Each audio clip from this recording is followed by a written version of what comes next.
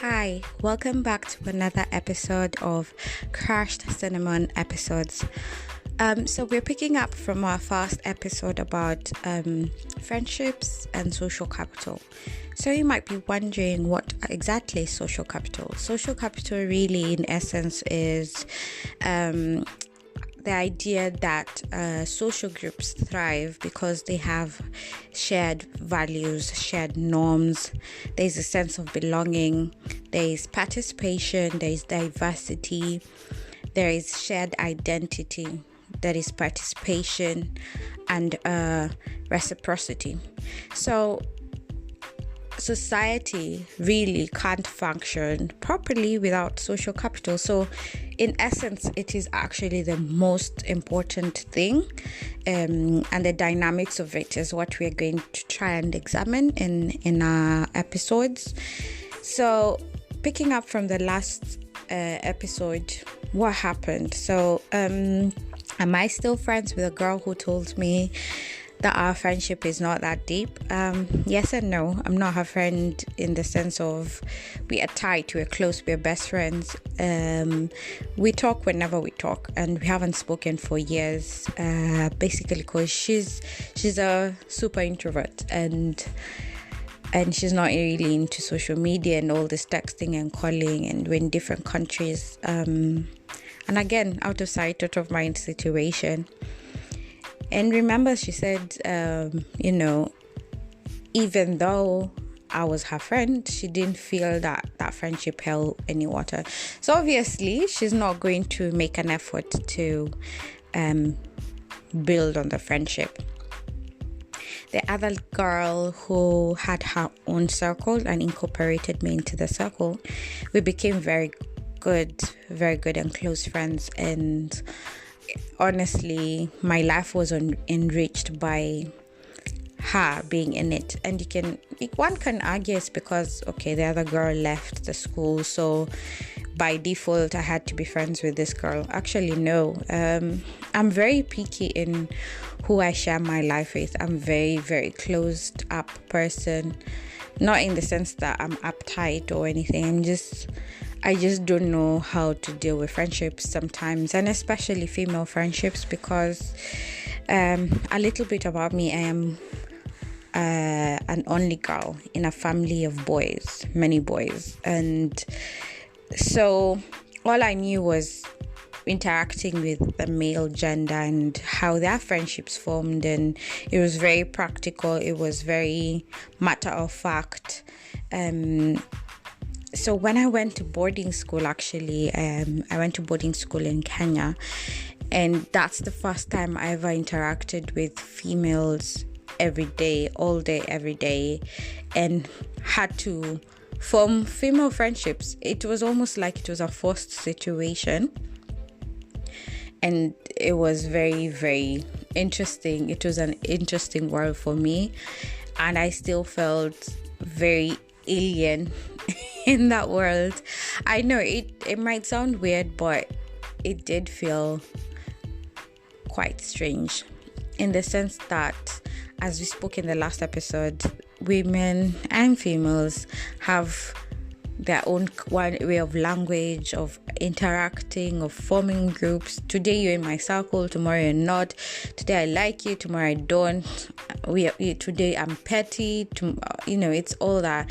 And I wasn't used to that. I was used to something solid, something we are together, we are friends, we agree on one thing, let's roll, so I had to adjust a lot, and in that respect, actually, it's made me focus on a lot of the things that we spoke about in the last episode about social capital, the reciprocity, the shared belonging, shared identity. That is the main thing right now. Look at with the friendships I have, the relationships I formed. We have a sense of shared identity. And what has become really important now, I'm in my 30s, and is reciprocity, the fact that there's mutual benefit. I am this type of person. I'm quite resourceful. I'm that person of, if you need anything, I got you. I will take time. I will research. I will make lists. I will give up my time to make sure the cause of my friends or family is achieved. Now, for some reason, when it comes to my causes and my things, I don't get the same back. And it's quite interesting. I don't understand exactly why that has happened over the years. And in terms of adding value, in terms of life growth, things that you can actually say they're tangible, it's very I can actually count the things that have been added into my life because of friendships. And that's because really I came to really understand eventually I took a livestock, if I can call it that, of people in my life and the people I had given access to. And that's another thing we will tackle, that not everybody has to have access to your life. Just because you're friendly, that's okay, but doesn't mean that everyone has to have access of your time, of your resources, of your knowledge, of your bank of wealth of information, or even money, in that sense. So, as always, my stories are the ones I learn from, and I prefer to share and be vulnerable and be real in that way. So it happened that I had a friend. We met in primary school actually, and you might wonder why I'm having primary school stories a lot, but I think now it's because I am reflecting a lot on them because I carried them over.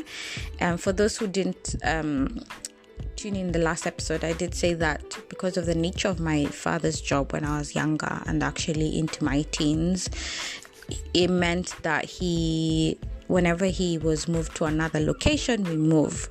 So it meant building friends again, building a network again, and that was quite difficult. So I met this girl, and actually our parents were already friends, and we became friends, and it was good. And we moved to England together, but at different times. And I realized I was always the one who was asking or helping out. Whenever she had something, I'm there 100%. I even helped her move out of her college space and everything. She was dating long distance as well before she got married. And whenever I'd go, because she dated a guy in Kenya, and whenever I'd go to Kenya, she'd send me with lots and lots of stuff for this guy, and I was so happy. And in fact, because I really wanted their relationship to thrive, I'd support her in whatever things she needed. I'd give her counsel, I'd give her whatever knowledge, insight I had into the male species world, because I had become a pro because I'm an only girl with brothers. Funny. So when I was getting married, yes, I am married and I have a baby who is 15 weeks old now. And when I was getting married, she approached me and asked me what she can help me with, and I was really flabbergasted because she's never asked me for help. She's never offered help in anything. I've always struggled and she can help me, but anyway, we know those kind of people. Even as I talk, you have those kind of people in your mind. And I told her what I needed her to help me with, and it was quite a small task because she was going to buy some fabric for a wedding she was attending. So I wanted similar fabric, actually what we call lassos and vitenge for creating clothes for my bridesmaids. So she was like, "Oh, I got you. That's okay. That's fine." And 1 week, 2 weeks, 3 weeks, 1 month, 2 months, 3 months. I kept asking her. She kept giving me excuses. That was it. And I finally sat down and I thought, actually, we have known each other over 25 years. 20, 30, actually more than 30 years. And every time I ask you to do something for me, you'll always give me an excuse. If I need your help, you'll be the first one to jump or say something, or there's no reciprocity, basically. I almost didn't say that word. And I just wrote her a message and I said, you know what, I've sat you down on a couple of occasions and I said, you have become this person who always takes, but never gives in our relationship as friends. I think it's getting to a point where, one, you've undermined my time, because I knew you've got it when I asked you to get this fabric. So I didn't make time to get these fabrics. I trusted that you will do it. So time has flown. So I literally had to do things last minute and involve my boyfriend, now husband, to actually go get the fabrics, which was not what I wanted. And then she just, in a very melancholy kind of nonchalant kind of way, said, oh, I'm sorry that I let you down. I had so much going on. I was like, what was that was going on? He said, actually, I was just lazy. I didn't go. I kept postponing. And I said, I was so hurt because during her wedding, I spent money. I took time. I created, I gave resources, I researched, and it wasn't because I wanted that favor to come back to me. No. Actually, during her wedding, I'd never even thought I'd get married. I'd closed that chapter. That's a story for another day. But it was the way she looked at things, like, it's okay, you'll understand. You always understand, don't you? Why are you stressed about this whole thing? Like, for her, it wasn't a big deal. It was, I always fail you, it's okay. And I actually told her this is the end of our friendship, and it's been great. If we meet along the way, obviously I greet her. Our families are still friends, but it's somebody I closed the door for, and I became really happy. And it was an end to a relationship that was very challenging, and I learned that you can't let, one, everybody has access to you, and two, reciprocity is important. Yeah, you can't have a relationship whereby you're not going to support each other. Are you that friend? And this is the challenge. Are you that friend? You see your friend needs your help.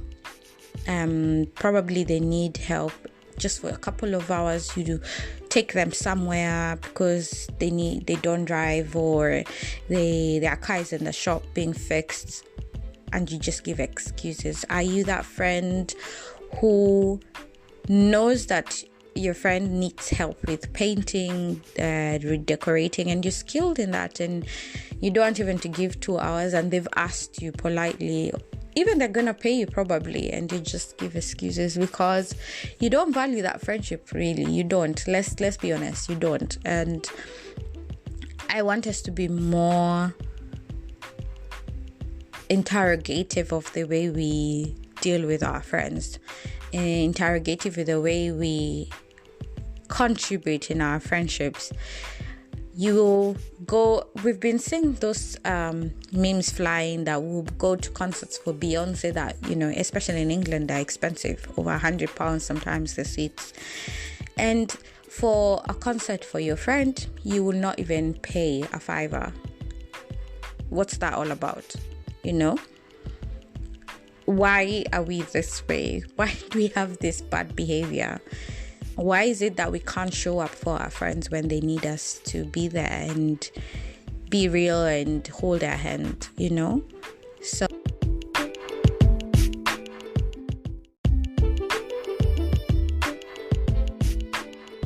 So I want us to be more intentional. I want us to be the one. Remember in the last episode, I spoke about being the one that shows up for our friends, that is actually participates in the relationship. Is not about take.